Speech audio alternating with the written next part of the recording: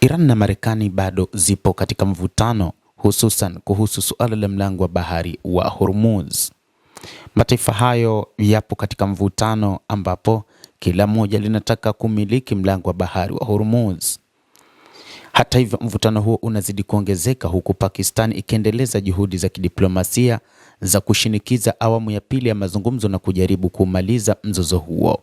Mvutano unazidi kuongezeka katika eneo la Mashariki ya Kati kati ya Iran na Marekani kutokana na hatua za Marekani kuweka kizuizi kwenye bandari za Iran, ambapo pia inatishia kuharibu biashara katika eneo zima la Ghuba na kwenye bahari ya Sham ikiwa Washington haitaachana na vizuizi hivyo vya baharini.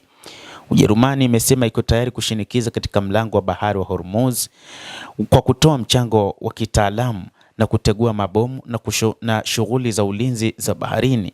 Kansela Friedrich Merz wa Ujerumani anatarajiwa kutoa pendekezo hilo siku ya leo Ijumaa katika mkutano utakaofanyika mjini Paris na kuwakutanisha viongozi wa Ufaransa, Ujerumani, Uingereza na Italia.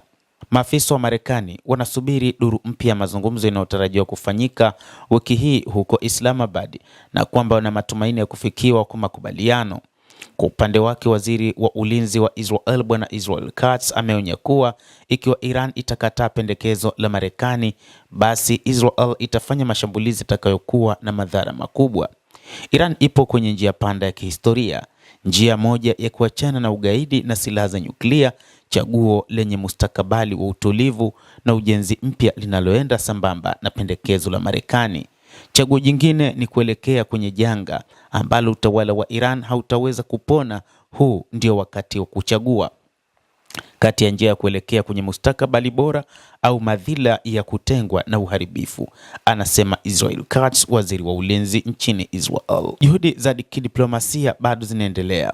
Ujumbe wa ngazi ya juu kutoka Pakistan ukiongozwa na mkuu wa jeshi la Pakistan Asim Munir umekutana kwa mazungumzo na maafisa wa serikali huko Tehran ili kushinikiza duru mpya ya mazungumzo kati ya Marekani na Iran.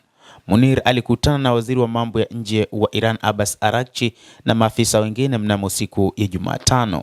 Serikali ya Iran bado ina msimamo kwamba haikubaliani na kile kinachofanywa na Marekani pamoja na Israel na nchi za Kimagharibi.